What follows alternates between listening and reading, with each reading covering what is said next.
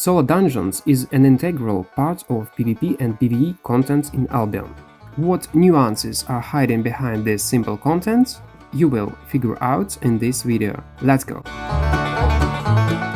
I'll split ways on how can you farm them on several categories, including PvP aspects in different zones. On top of that, we'll talk about tips and interesting mechanics, killing all mobs and bosses. Standard way of farming for many people.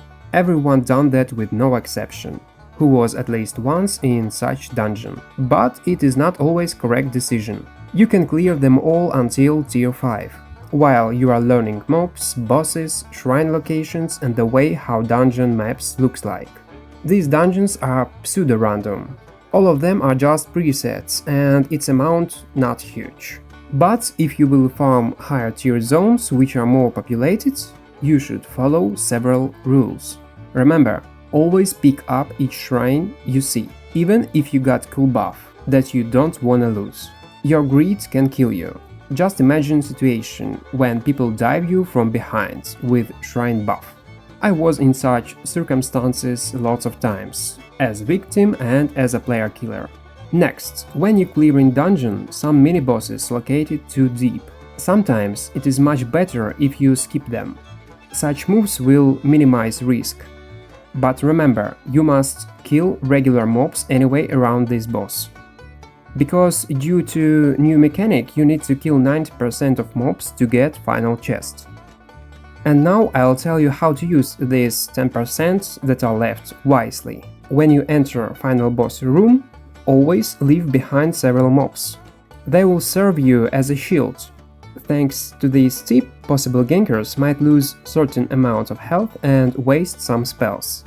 Next thing is transitions between dungeon levels. They always guarded by bunch of mobs. When you are farming in black zones, skip them, because during the fight you will not be able to go further, in case if players dive you from behind. You will be forced to use some abilities or invisibility potion to take off mobs aggro level. Otherwise, you will take fights in unequal conditions. And do not worry about mobs you skipped. They will not count as must-kill targets on the next level of dungeon to open the chest. And this trick is unnecessary to use in red zones, because you got PK indicator. You will have enough time to mark right decision. Move on the next. Reverse farming. This type is more complicated, but much safer. First of all, you will need any cheap skip set. For example, Bloodletter, Assassin Jacket, Soldier Boots, Guardian Helmet and Torch. You will need to clear dungeon from the end, if it got only one level. If it got more levels, you can equip on the second floor your combat items and keep farming as usually. One important thing, always pick up all shrines while you are skipping the first floor. Yes, I know, in such way you will reveal your location, but it is much better than facing enemy with strong buff. Such way of farming will not protect you versus gankers on 100%, but will protect you from lazy people. Next is drop mechanic. You got two scenarios, and which of them you choose will depend on your preference. So the first one. You will not pick silver from the ground, so people would not see any actions in combat chat.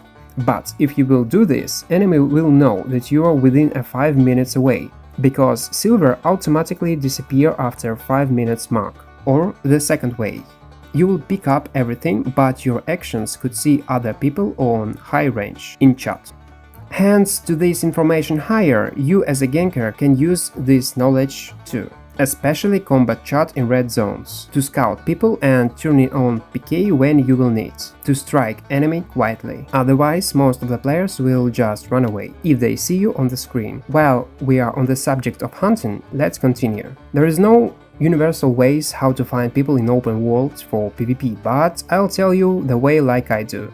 Let's begin from black zones. You will need any T7 zone, preferably T8. Your aim is to check every solo random dungeon till you find the first shrine. If it is empty, you go to the end. If it is full, pick it and go on the next dungeon. Do not waste time. But remember, make sure that after you leave you will get protecting bubble again. It is very important. Let's make simulation. Imagine, you enter dungeon and find out that someone is here. What should you do? Of course, you need to use your boots or any other movement spell abilities to catch up a possible enemy. But if you see empty shrine, you need to slow down a bit and keep going further without using any spells for 30 seconds. Otherwise, you might face enemy with strong buff and your abilities might be on cooldown. In case if you see two enemies and they got more than 90% of health, just stop and wait until your boot spells will be ready. If they run on you via any kind of spells, don't panic. Such situation is perfect for you, because you can inspect them and decide should you fight them or run away with no problems. And now let's talk about red zones. It's different thing. PK indicator ruin everything. The only way to hunt someone is to use combat lock, or you can count on luck and on noobs. To be honest, it is very boring. So what I prefer to do? I am taking any faction and go to any T7 zone on farming and just waiting and luring enemies. I don't know, I am lucky or not, but each second or third dungeon, people are trying to flag and kill me. Your actions. As soon as you see on the edge of your screen blue nickname, you must instantly run deep into mobs to the first full shrine. If you don't found any of them, run to the final boss. Same strategy if you see PK on minimap. In most cases, you will have choice to fight them with advantage or to run away safely, if you react fast enough. There are several spots where you can drop aggro level in rooms where bosses are located. Here are some examples on the screen.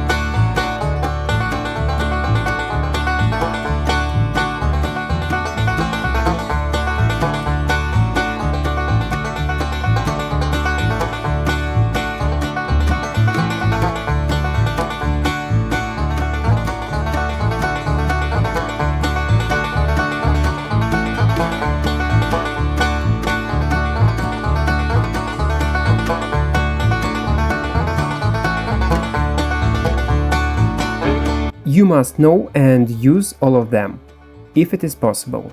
Examples of such PvP action you can check on my YouTube videos. There is one more nuance with farm aspect when you use invisibility potion, for dropping off aggro level and for escaping fights. Always use Guardian Helmet to remove dots before using potion. Solo dungeons include lots of mobs and bosses that are using damage over time abilities. Otherwise, you might fail. So, that's the list of basic things you must know about. Subscribe on the channel and type what kind of guides and reviews you guys would like to see. Thank you for watching, hope it was useful information and good luck!